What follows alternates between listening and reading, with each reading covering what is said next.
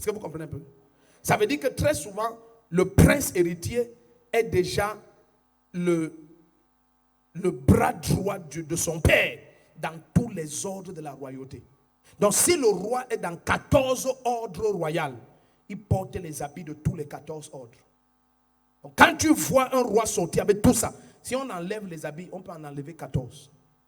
Ça pèse. Donc quand tu le vois marcher comme ça, ce n'est pas qu'il aime marcher doucement, il ne peut pas aller plus vite. Il porte autant d'habits que le bille porte un sac de 40 kilos. C'est ça qui est sur lui.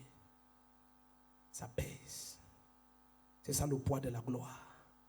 Son rang royal dépose autant de vêtements sur lui. C'est la même chose quand tu es oint. Quand le Seigneur te revêt, il te revêt de l'onction de sagesse, l'onction de force, l'onction de puissance, l'onction de connaissance, l'onction de crainte du Seigneur. Est-ce que vous comprenez un peu? Ça pèse davantage. Quand tu entres quelque part, tu imposes ton atmosphère. Amen. Ce que tu portes, ça dépasse tout ce qui est présent. Ton amen n'est pas clair. Amen. Tous les autres esprits présents reconnaissent qu'un supérieur est entré. Amen. Les gens voient la veste bleue. Tous les esprits voient une multiplicité de vêtements. Amen. Le premier qui dit amen, ta vie change. Amen. Il dit c'est Dieu qui pèse les esprits. Ses dents sont légers. Légers. Dis oh Dieu. Même ton oh Dieu n'est pas clair. Dis oh Dieu. Oh Dieu. Pendant ces 72 heures. Pendant ces 72 revêt-moi de la totalité. Revêt-moi de la totalité. Du poids de ta gloire. Du poids de ta gloire. Si ton amen est meilleur, ta vie change. Amen. Allons dans 1 Jean 2, verset 15 à 17. Est-ce que tu es béni un peu, un peu? Il n'y a que 2 personnes qui sont bénies. 5 personnes qui sont bénies. Il n'y a que 10 personnes qui sont bénies. Même jusque-là, ils ne sont que 11. Amen. 1 Jean 2, verset 15 à 17. Mettez ça dans les écrans. Donc, quel est notre premier sujet d'abord? Notre premier sujet est déjà connu. C'est Seigneur, positionne mon âme dans l'humilité. Dans quoi? Dans l'humilité. Dans l'humilité. Ça, c'est le sujet de 12h à 13h. Pasteur Claudine. Amen. Positionne mon âme dans quoi? Dans l'humilité.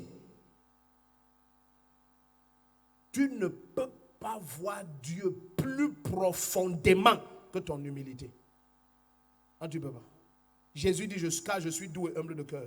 Moïse écrit, l'homme de Dieu, Moïse était l'homme le plus humble de la terre. Amen. Heureux les humbles, car ils verront Dieu. Ils vont le voir. Il n'y a pas un autre moyen. Ils vont le contempler. Alléluia. Mais je vais vous dire la vérité, mes chers oncles, tantes et grands-parents en Christ. Sur cette terre, l'humilité, on va toujours te mépriser. Oui, toujours, toujours. Je vous dis, ce n'est pas la blague. Toujours. Pas certaines personnes. Tout le monde. Tout. Il faut faire attention à l'humilité. Si ton humilité, là, tu fabriques ça, ça va te détruire.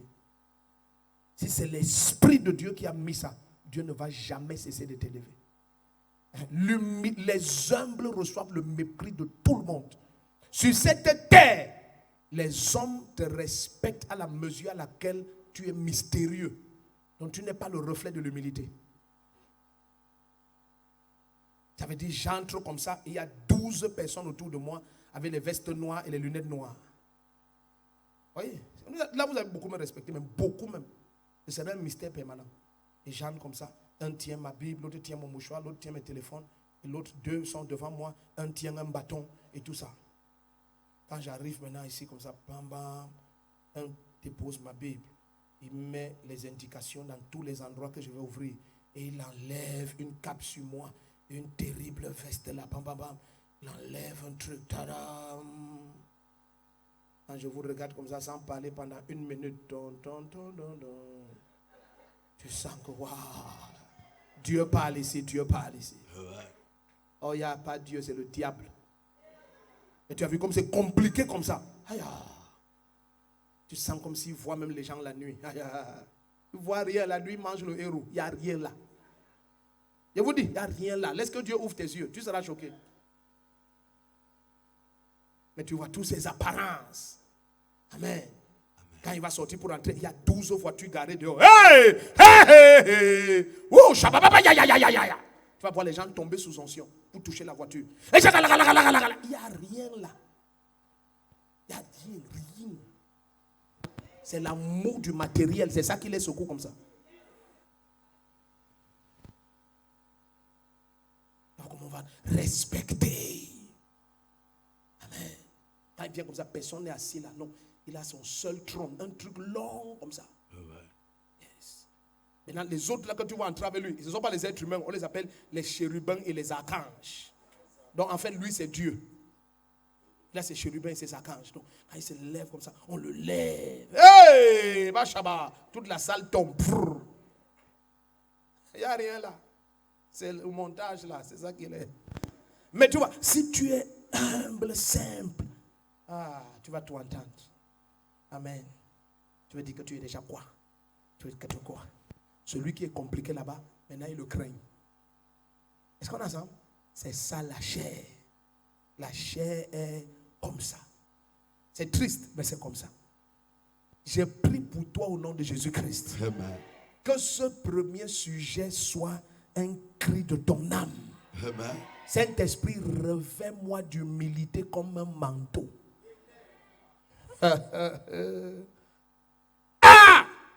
Car les humbles trouveront de plus en plus de joie en l'Éternel leur Dieu. Sophonie 2 à partir du verset 1. Est-ce que tu es ici? Les humbles trouveront de... Oh, yababa, yatatata. J'ai trop à te dire. Tu es ici où tu as voyagé? 1 Jean 2, verset 15 à 17. Alléluia! Dis Amen fort. Et l'humilité va toujours permettre que n'importe qui croit qu'il t'est supérieur. Jusqu'à ce qu'il teste certaines choses. C'est là où il dit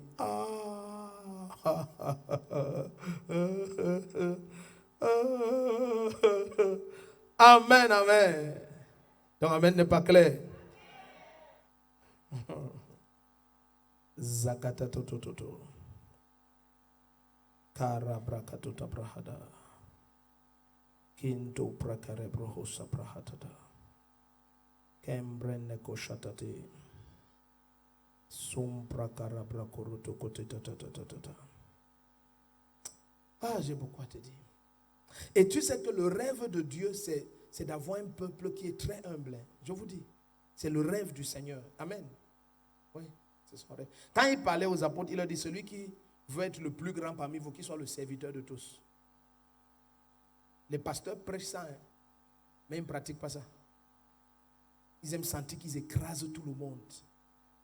Ils dominent sur tout le monde. Amen. C'est là où il sent qu'il est pasteur. Quiconque se sent grand parce qu'il écrase les autres, il est petit. Quand tu es grand, tu es grand. Est-ce que vous comprenez ce que je dis? Quand tu es grand, tu es grand. Tu n'as pas besoin de piétiner ta femme pour montrer que tu es un homme. Tu as les pectoraux et les barbes. Ta femme n'a pas ça. Si ça ne suffit pas pour que tu saches que tu es un homme, sache que tu n'es pas un homme. Et amen, Pat. Tu as déjà vu une femme barbue avec les pectoraux. This one a mal, c'est un homme. Amen. Même ceux qui se changent, après ils sont enceintes, tu comprends que ce n'est pas un homme. Un homme n'est pas enceinte. On dit amen fort. Alléluia. Donc si je vais te montrer que c'est moi l'homme, ça veut dire que tu ne connais pas que tu es l'homme. Je vais te montrer que c'est moi le pasteur. Donc tu ne connais pas que tu es le pasteur. Amen. Les amen pas. Dieu rêve d'avoir un peuple. Regardez, je vous ai parlé de Sophonie, n'est-ce pas? 2. Allons dans Sophonie 3, verset 12, tu vas voir quelque chose. Il dit, je laisserai au milieu de toi un peuple humble et faible. Il dit, le reste d'Israël se confiera en lui. Regarde, c'est comme ça que les humbles sont. Ils savent, ils n'ont pas de force en eux-mêmes. Regarde, je laisserai au milieu de toi quoi? Un peuple humble et faible. Le mot faible ici, ce n'est pas qu'ils n'ont pas de force. Hein. Non, l'Éternel est leur force. Mais c'est pour dire qu'ils ne se confient pas en eux-mêmes. C'est un peuple qui ne se confie pas en eux-mêmes. Oh, dis Amen. Dis Amen. Si j'avais le temps, j'allais te montrer dans Jean 9. Allons là-bas. Est-ce que tu es béni? Remettez ça à l'écran. Ça, c'est le deuxième sujet. Amen.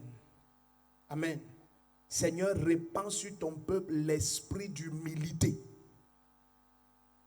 C'est le rêve du Seigneur, avoir un peuple humble et faible. Faible là, ce n'est pas qu'ils n'ont pas de force. Non, c'est pour dire qu'ils ne se confient pas en eux-mêmes. Ils ne trouvent pas leur force dans leur capacité personnelle. Quelqu'un dit Amen. Et chaque fois que tu es humble comme ça, les gens pensent que ça veut dire que tu es faible. Jusqu'à ce qu'ils lèvent le pied pour t'écraser et leur pied disparaît. C'est là qu'ils commencent à dire, tu es même qui exactement? Tu sais, la manière que Jésus était muet quand on le fouettait et le dénaturait, on se disait qu'il n'a pas de force. Mais la façon que les anges sont descendus, la pierre a roulé, les soldats se sont évanouis, il est ressuscité avec gloire et puissance. Ils ont dû conspirer pour établir un mensonge que ses disciples sont venus chercher son corps. Est-ce qu'on est ensemble? Les soldats disaient que ce qu'on a vu descendre du ciel, on s'est évanoui. Amen. We collapse. On s'est évanoui. Dis Amen puissant. Ta vie va changer. Allons dans Jean 9. J'ai dit ta vie va... 72 aussi. Ta vie a déjà changé. Tous ceux qui vont être présents pendant ces 72 heures, tu es condamné à voir ta vie changer. Ton Amen n'était pas clair. Regarde Jean 9, ça va te bénir. Verset 39. Regardez ce que Jésus dit. Jean 9, verset 39. Il dit, puis Jésus dit, je suis venu dans ce monde pour un jugement. Regardez pourquoi Jésus est venu. Tu as seulement retenu la partie, il est venu afin que tous ceux qui croient en lui ne périssent point. Regardez une autre partie. Puis Jésus dit, je suis venu dans ce monde pour un jugement, afin que ceux qui ne voient pas voient. Et que ceux qui voient deviennent aveugles. Donc j'apporte une lumière qui est telle que tous ceux qui se confient dans leur capacité, ils vont tomber en arrière. Et tous ceux qui vont dépendre de moi, ils vont passer devant. Si tu étais là, tu allais dire Amen. Oui. Ceux qui savent qu'ils ne peuvent rien par eux-mêmes, ils disent ceux-là, ils vont commencer à voir. Mais ceux qui croient qu'ils connaissent et ils comprennent, ils seront confus. Donc maintenant tu es là et tu dis, moi je ne comprends plus la vie ici, je ne comprends plus. Justement, c'est pour ça que Jésus est venu. Dis à ton voisin, quand quelqu'un dit je ne comprends plus la vie ici, il accomplit ce pourquoi Jésus est venu. Regardez, mettez ça, n'oubliez jamais, Jean 9, 39. C'est comme Jean 3, 16. Ce sont les raisons de la venue du Seigneur. Puis Jésus dit, je suis venu. Et c'est Jésus qui parle. Tu ne peux pas valoriser Jean 3, 16 plus que Jean 9, 39. Si on est ensemble, dites Amen. Merci beaucoup. Ce n'est pas parce que la religion a beaucoup insisté sur Jean 3, 16 que Jean 9, 39 n'est plus la voix de Jésus-Christ. Puis Jésus dit, je suis venu dans ce monde pour un jugement, afin que ceux qui ne voient pas voient. Comment ils vont voir? En naissant de nouveau, en ayant ma nature, en acceptant ma résurrection et en se soumettant à mon esprit, en positionnant leur âme dans l'humilité. Tout d'un coup, ils vont voir. Pendant ces 3 jours, le Seigneur ouvre tes yeux. Donc, Amen ne m'a pas plu. Je dis, le Seigneur ouvre tes yeux. Regarde la fin du verset 39. Beaucoup d'entre vous, vous ne voyez pas. Vous savez, voir, ce n'est pas lorsque tu as eu une vision. C'est plus profond que ça. Tu peux avoir une vision et tu n'as rien vu. Ils n'ont rien compris. Lorsqu'une vision t'est accordée, ça peut être un flash dans le monde spirituel. Tu n'as rien vu.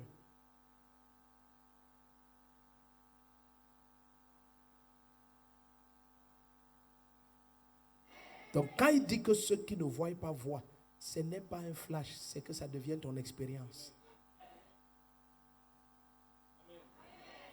Ton expérience. Maintenant tu vois. Amen. Est-ce que vous comprenez ce que je suis en train de dire? Tu vois. Alléluia. Oui. Maintenant tu vois et tu vois clair.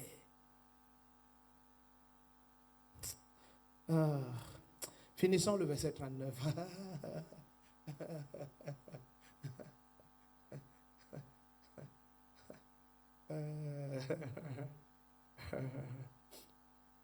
Shatata prokotokotaba. Balakata prakatototo. Basakata totabra. Lève tes deux mains, dis Seigneur Jésus-Christ, par ton esprit, que je voie. C'est notre troisième sujet. Par ton esprit, que je voie. Vous savez, ça c'est la prière de Bartimée, que je voie. Amen. Oui. Ça c'est la prière d'Élisée pour ses serviteurs, pour son serviteur. Seigneur, ouvre ses yeux afin qu'il voie. Que je voie. Que ce soit dans 1 roi 16, dans 2 rois 16, pardon, à partir des versets 5 et 6 là-bas. Qu'est-ce que j'ai fait? J'ai renversé dans 2 rois 5, à partir des versets 16 là-bas, 15 et 16. Donc il dit, ouvre ses yeux qu'il voie. Donc le Seigneur veut ouvrir tes yeux que tu voies. Amen. Amen. Yes. Seigneur veut que tu voies. Bartimée a dit, ouvre mes yeux que je voie. C'est notre troisième sujet. Seigneur, par ton esprit, ouvre mes yeux que je voie. Amen. Finissons ce verset-là, 39 de Jean 9. Et on retourne dans 1 Jean 2. Alors il dit, je suis venu pour un jugement, afin que ceux qui ne voient pas voient, et que ceux qui voient deviennent aveugles. Parce que la lumière serait venue, ils ont refusé la lumière. Maintenant, ils marchent dans les ténèbres. La confusion. Alléluia. Allons dans 1 Jean 2, verset 15 à 17. Ça va te bénir. 1 Jean 2, regarde comment ton âme doit être positionnée. 1 Jean 2, verset 15 à 17. Il dit, n'aimez pas le monde, ni ce qui est dans le monde. Alléluia. Mais tu vois, si tu mal comprends ce verset, ça va te créer des problèmes parce que Jésus qui dit ça a un habit sur lui. Il n'a pas dit que n'aimez pas le monde veut dire non, je ne touche à rien qui est dans ce monde. Non, ce n'est pas de ça qu'on parle. Que ton affection ne soit pas dessus. Que tes convoitises ne soient pas dessus. Est-ce qu'on est ensemble ici? Oui. Tes convoitises ne soient pas dessus. Alléluia. Yes. Tes convoitises. Les choses qui limitent la mesure de la puissance de Dieu dans nos vies, ce sont de petites choses. Samson va dire, voici, avant même que Samson ne dise ça, on va lire ça dans Proverbes. Mais Samson va venir, va dire, attachez le feu sur ces tout petits, comment je vais dire ça en français? Fox. En français, c'est quoi? Les renards. Attachez le feu sur ces renards et lancez-les dans les champs. Ils vont brûler tout le champ. Et la parole du Seigneur va dire, voici les petits renards qui embrasent tout le champ. Vous savez, souvent ce sont les petites choses qui bloquent le flot de la puissance de Dieu. Les petites choses, pas de grandes choses, les petites choses. Amen.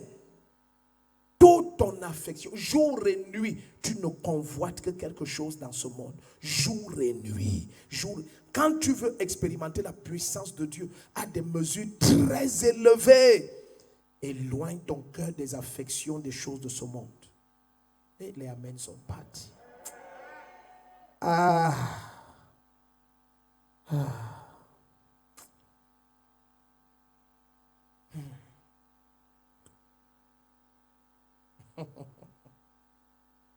Ok. 1 Jean 2, verset 15 à 17. Prenons le quatrième sujet. N'aimez pas le monde, ni ce qui est dans le monde. Regarde, si quelqu'un aime le monde, donc les deux ne peuvent pas coopérer. Si quelqu'un aime le monde, l'amour du Père n'est pas en lui. Ok, quand on dit ça comme ça, moi dès que j'avais lu ça comme ça, j'ai compris qu'il y a un problème. Amen. Regardez, relisons ensemble. N'aimez pas le monde, ni ce qui est dans le monde. Si quelqu'un aime le monde, l'amour du... Donc, lorsque l'amour du Père habite en toi, cet amour empêche que ton cœur convoite quelque chose dans ce monde. Ça veut dire l'amour de Dieu satisfait ton homme intérieur, tel que tu ne sais pas qu'il y a un manquement dans ta vie. Ouais, les gens, ils ne sont plus ici. Attends, remettons, voilà, laissez ça comme ça. Est-ce que vous suivez ce que je m'entends dire? Donc quand tu vois un chrétien, papa, tout ce que tu demandes, c'est le mariage, c'est le mariage. Si je dis à un pareil chrétien que tu es le seul ennemi de ton mariage, il va me dire non. Comme tu as fait du mariage ta fixation, c'est toi qui as éloigné ça. Ça ne doit pas être ta fixation. Les mondains se marient tous les jours. Laisse que Jésus soit ta fixation. Ton amen est parti. Écoutez, le Père sait que vous en avez besoin. Ils ne sont pas dans cette salle. Asseyez-vous.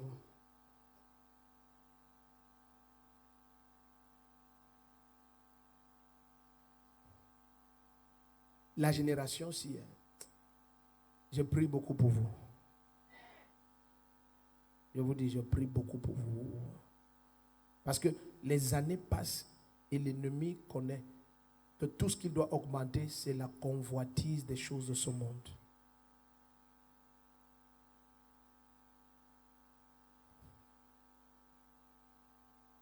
Est-ce que vous savez que tout ce que tu convoites dans ce monde ne va pas traverser l'éternité?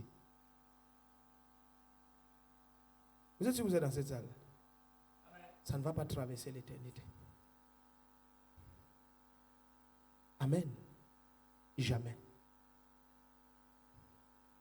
Alléluia. Jamais, ça ne va pas traverser l'éternité.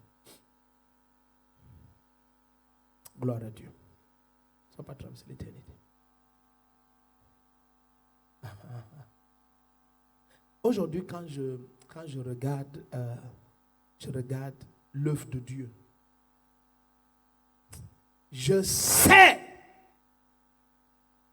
que bientôt, les pires ennemis de ce que Jésus va faire, ce sont les pasteurs. Ce ne sont pas les mondains. Notez ce que je vous dis, vous allez voir. Il y a une dimension de l'esprit qui est sur le point de se manifester dans quelques petits temps. Ce que le monde a vu avec le prophète Tibi Joshua, ce sera zéro comparé à ce qui arrive. Suivez ce que je vous dis. Ce n'est pas le monde qui va combattre ces gens. Ce sont les pasteurs. Combattre jusqu'à envoyer les assassins physiques. Je n'ai pas dit dans un an. Ça va commencer très bientôt là. Suivez ce que je vous dis. Plusieurs ne savent pas jusqu'où Dieu peut les utiliser. Parce qu'ils sont coincés. Amen. Ils sont coincés.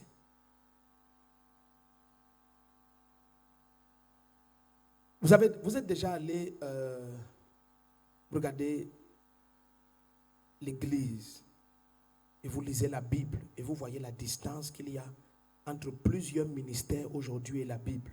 Ce n'est pas Dieu qui a changé. Non, le prophète Jérémie dit ça, que Éternel, ce n'est pas toi qui as changé, c'est eux qui ont changé. Donc c'est eux qui ont changé. Les gens se sont laissés avaler par beaucoup de convoitises dans ce monde. Non, je vous dis beaucoup. Tu imagines le temps de distraction que ça prend de chercher un visa au lieu de chercher Jésus-Christ.